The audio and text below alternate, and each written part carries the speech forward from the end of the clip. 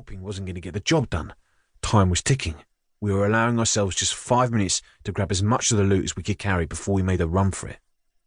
Kevin and I began stuffing the vacuum-sealed bundles of £50 notes into black holdalls, feeling the weight intermittently while racing against the clock. I would have loved to have cleaned them out. But greed would be our downfall. Tempting as it was, if we made the bags too heavy, we wouldn't be able to carry them.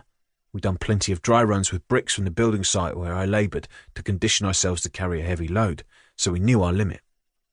Kevin and I rushed in and out of the hangar, loading the holdalls into the armoured van that had transferred the money from the plane a little while earlier. It was parked directly outside, and just as Finn had said, the keys were in the ignition. "We've got eyes on the building, so don't try and raise the alarm," I said as the timer went off. I jumped into the passenger seat, and Kevin got behind the wheel and put his foot to the floor. He drove us to the hole we'd made in the perimeter security fence. Kevin left the ignition running and we jumped out, grabbed some of the holdalls and paced over to where Mark was waiting in the inflatable boat with the engine idling. Mark stood below us at the stern of the boat with his arms open wide, ready to catch the bags of loot. He let out a grunt as the first one made contact with him. "Fuck me, they weigh a ton," he remarked.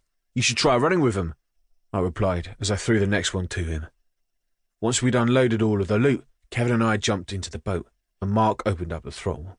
Even though the first part of the robbery was over, the white-knuckle ride was going to keep my adrenaline pumping. I lived by the sea all my life, but had never been that comfortable on or in the water. "Stop swinging the boat around, you bastard," I called to Mark, but the wind carried my words away with it, and my process fell on deaf ears. If the hull bounced off the grey water much more, my breakfast was going to make a reappearance. "Pull!" Kevin tapped me on the arm to get my attention. I turned away from Mark and looked at my brother. "We've got to check the cache for trackers," he said over the noise of the engine. I nodded to acknowledge. I'd understood what he'd said. I'd been so fixated on my stomach's contents, churning, that I'd forgotten the next stage of the plan. As we sped along, Kevin and I cut the ultra-strong vacuum parcels that had tamper-resistant closures with the aid of folding pocket knives and began throwing away any devices we found overboard. But it was easier said than done while wearing gloves and being battered by a bitter northeasterly.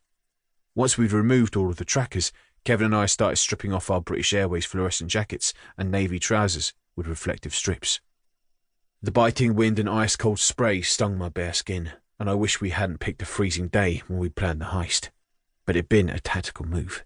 The airport was relatively quiet this time of year compared with the height of summer, and especially at this unearthly time in the morning. But the darkness was our ally, so I wasn't going to complain about the early start. Kevin tossed me his clothes and lanyard containing his fake ID. I bundled both sets into a black bin liner so that we could burn them later. Mark was a keen fisherman and knew this river like the back of his hand, and thanks to his job at a water sports centre, he handled the boat like a pro. My insides might not agree with me, but I knew we were in safe hands. Mark steered the boat through some high-speed manoeuvres as the sights of London whipped past us. It was like an opening scene from a Bond film. The only thing missing was the theme tune. It was a shame I couldn't prise my eyes open long enough to appreciate it. "Get down!" Mark shouted, but his voice was barely audible over the sound of the wind in the engine. I caught a fleeting glimpse of the black dinghy with police emblazoned on the sides in glowing white letters before Kevin and I lay down on the bottom of the boat. The contents of my stomach roiled, but there were more important things to worry about. The dinghy was heading straight for us. Its searchlights bounced off the inky water as it raced out of the darkness, sirens wailing. The sound was getting closer by the second. 3. Lola. 16th of February, Sheffield. "Lola, is that you?" Mum asked when I opened the front door. "Oh, shit," I muttered under my breath. I was hoping she'd still be at work. "You're home early, love," Mum continued, looking up at the clock above the sink as she washed up our breakfast things. I stood frozen to the spot in the hallway. A look of horror spread across her face when she looked over her shoulder and clapped eyes on me.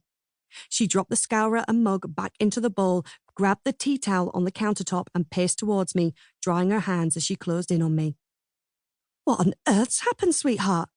Mum took hold of my hands in hers. I didn't need to answer. It wouldn't take long for the penny to drop. "You've either had a run-in with an angry customer or Troy's been up to his old tricks again." Mum shook her head. "I've had enough of this. I'm phoning the police." Mum turned on her heel and started walking back down the hall. "I'm not going to report him, so you're wasting your time if you phone them. I'll just say I fell down a flight of steps," I called after her.